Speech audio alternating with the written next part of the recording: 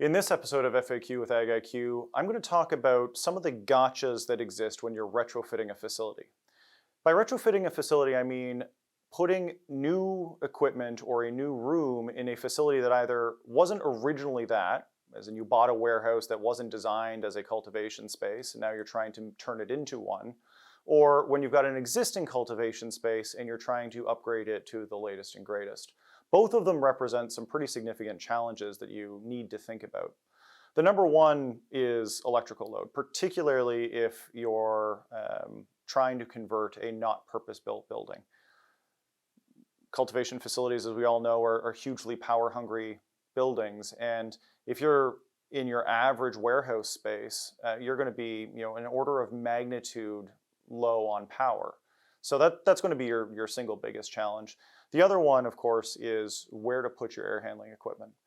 Your roof probably doesn't have the load to support the many tens or hundreds of pieces of equipment that you need for your facility. And so it leaves you either putting equipment on the ground beside your building, retrofitting the roof to support that additional weight, or using indoor split equipment. And some combination of all three of those things may be appropriate in any given circumstance. This is one of the really hard parts about an answer like this, is there is no single answer, but you've got to look at every aspect of your facility and really design it from the ground up, knowing that the shell you've got is just that. It's just a shell, and you're probably going to have to significantly change its operation. If you're retrofitting an existing cultivation facility and trying to bring it up to your new standard, the nice part about that is, you probably have the power situation figured out. You probably have existing equipment in that facility, and so at least some way of supporting that equipment, which means that your retrofit opportunities are probably easier to accomplish. That said, you may be looking to go a different direction with your air handling or your lighting type. And all of those factors will play into how your retrofit looks. Don't expect a retrofit to be cheap and quick.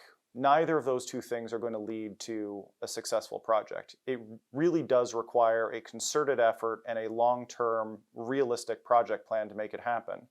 And again, I always suggest get some trusted advisors, get some good consultants to help you design your facility in a way that makes sense. Again, whether it's a retrofit building or a cultivation facility that you're taking over, take a holistic look at it. It's definitely required.